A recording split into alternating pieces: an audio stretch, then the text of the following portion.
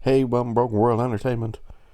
And after defending Daredevil's abominable She-Hulk Attorney-at-Law scenes, Charlie Cox admits he hasn't watched his She-Hulk episodes.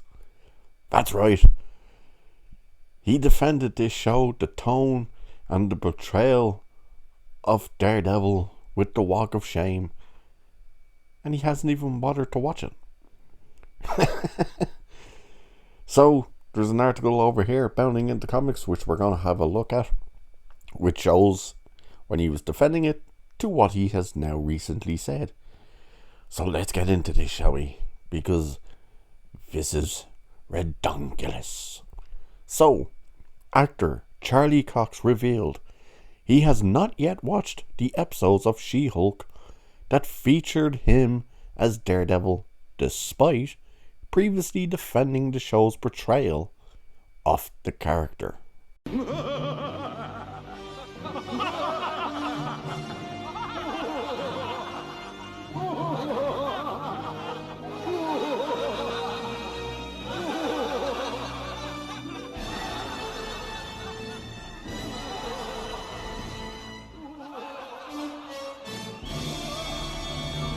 Back in December, Cox defended the Daredevil scenes in She-Hulk that include the devout Catholic character doing a walk of shame after fornicating with She-Hulk. Cox admitted to Digital Spy that he was unsure how viewers would react to the scene, telling the outlet, "There are things that you do when you're playing a superhero. There are scenes that you read and you go, the fans are going to love this. This is a knockout."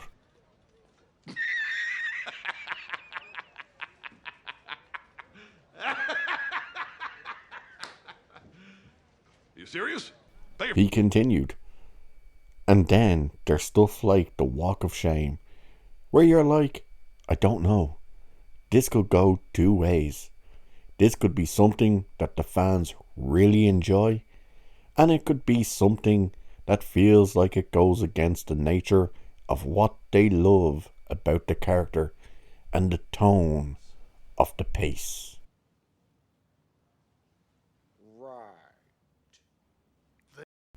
Nevertheless, he defended the scene, saying the good thing about doing it on something like She-Hulk is it's not Daredevil's show. It was my job as the actor to come in to another person's show and embrace the tone, whilst staying true to the character as I possibly could. And congratulations, because you didn't. In this world, Matt is in LA, and he lets his hair down a little bit. He's just having fun. He's killing it in the courtroom, you know. He has a fling with a really beautiful and charismatic lawyer.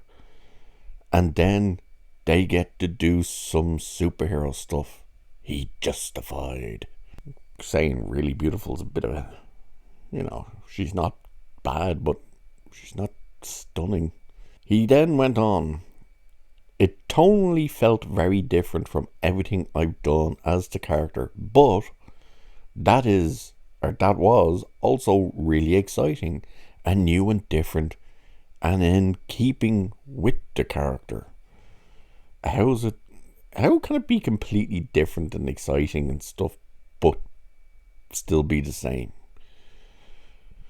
Don't know. Cox then pointed to a number of comics as justification, and he just rambles on, blah blah blah blah. Now, during an appearance at ICCon in Nashville, Cox admitted he hasn't even viewed any She-Hulk Attorney-at-Law episodes that feature Daredevil. As reported by comicbook.com, Cox, again attempting to justify the tone the series and he tried to bring to Daredevil, he says, "And so when She-Hulk came along and I read those scripts, I felt like this is a really good opportunity to try my hand at that tone with this character and see if I can remain true to the character, but also find a side of him that is represented in the comics that would be appropriate for that show.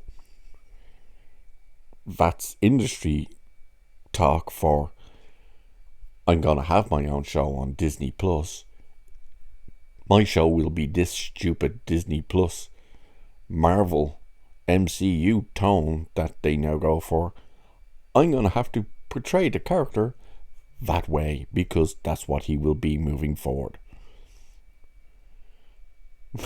But he continues, because the problem is, if you take the Daredevil that we know from the other series and you put him in She-Hulk, I think he becomes the butt of the joke.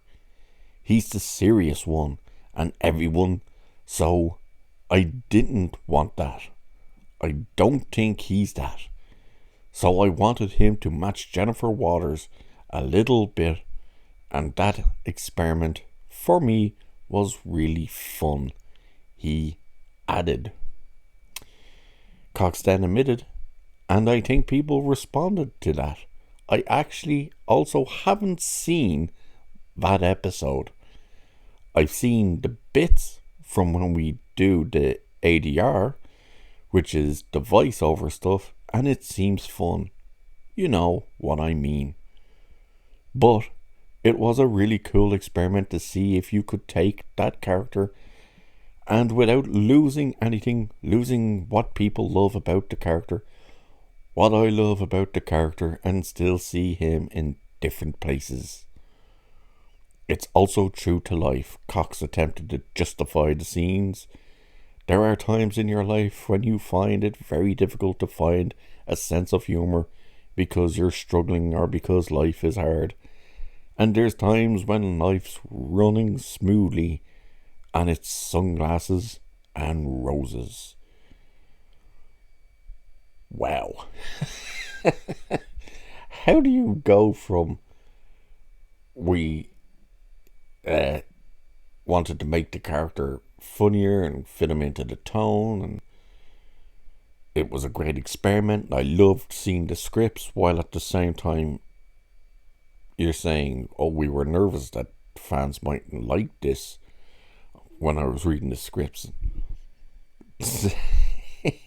And the best part then is to go, yeah, by the way, I haven't even watched it. I also think it's funny that he's trying to say if he played the character the way the character was on the Netflix show, he'd be the butt of the jokes. Yet they have him do the walk of shame, which makes him the butt of the joke. Literally. Even when Jen is in with the AI Kevin Feige, she's basically asking, let's change the episodes because Jen gotta get her some Daredevil smash. Yeah, we all remember that show was a painful show to get through watching. Where's season 2? Yeah, right. Anyway, there you go. Charlie Cox doing the usual Hollywood crap for trying to justify why his character was destroyed. Because we know that version of the character is what you're going to get in Daredevil, what's it called? Reborn? Ugh. Anyway, with that, I'll leave it there for this one. So cheers. I'll catch you in the next one.